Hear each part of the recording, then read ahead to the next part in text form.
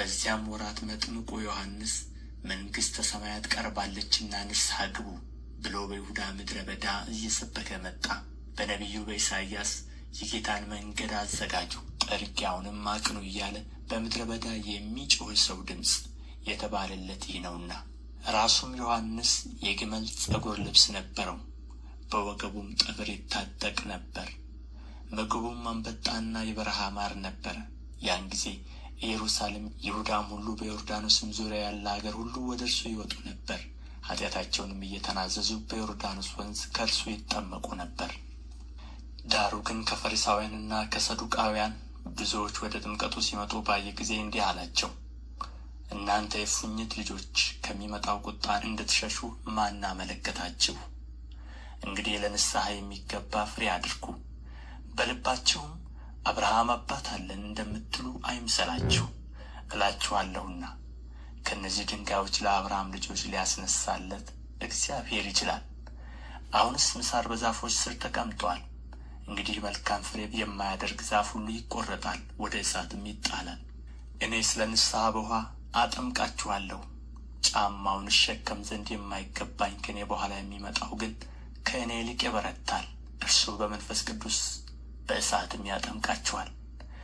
መንሹም በእጁ ነው፣ አውድማውንም ፈጽሞ ያጠራል፣ ስንዴውንም በጎተራው ይከታል፣ ገለባውን ግን በማይጠፋ እሳት ያቃጥለዋል።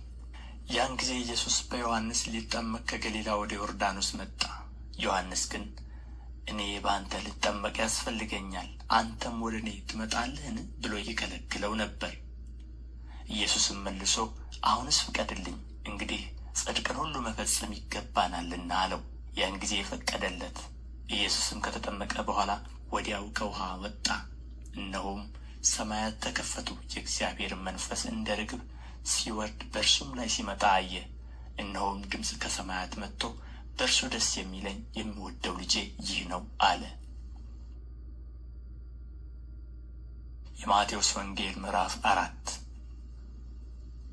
ከዚያ ወዲያ ኢየሱስ ከዲያብሎስ ሲፈተን ዘንድ መንፈስ ወደ ምድረ በዳ ወሰደው። 40 ቀንና 40 ሌሊትም ከጦመ በኋላ ተራበ። ፈታኝም ቀርቦ የእግዚአብሔር ልጅ ከሆንህ እነዚህን ድንጋዮች እንጀራ እንዲሆኑ በል አለው። እርሱም መልሶ ሰው ከእግዚአብሔር አፍ በሚወጣ ቃል ሁሉ እንጂ በእንጀራ ብቻ አይኖርም ተብሎ ተጽፎአል አለው። ከዚህ በኋላ ዲያብሎስ ወደ ቅድስት ከተማ ወሰደውና እርሱን በመቅደስ ጫፍ ላይ አቁመው መላእክቱን ስለ አንተ ያዝልሃል፣ እግርህንም በድንጋይ ከቶ እንዳትሰናከል በእጃቸው ያነሱሃል ተብሎ ተጽፎአልና የእግዚአብሔር ልጅ እስከሆንህ ወደ ታች ራስህን ወርውር አለው። ኢየሱስም ጌታ አምላክህን አትፈታተነው ተብሎ ደግሞ ተጽፎአል አለው። ደግሞ ዲያብሎስ እጅግ ረጅም ወደ ሆነ ተራራ ወሰደው። የዓለምንም መንግሥታት ሁሉ ክብራቸውንም አሳይቶ ወድቀህ ብትሰግድልኝ ይህን ሁሉ እሰጥሃለሁ አለው። ያን ጊዜ ኢየሱስ ሂድ አንተ ሰይጣን፣ ለጌታህ ለአምላክህ ስገድ፣ እርሱን ብቻ አምልክ ተብሎ ተጽፎአልና አለው። ያን ጊዜ ዲያብሎስ ተወው። እነሆም መላእክት ቀርበው ያገለግሉት ነበር። ኢየሱስም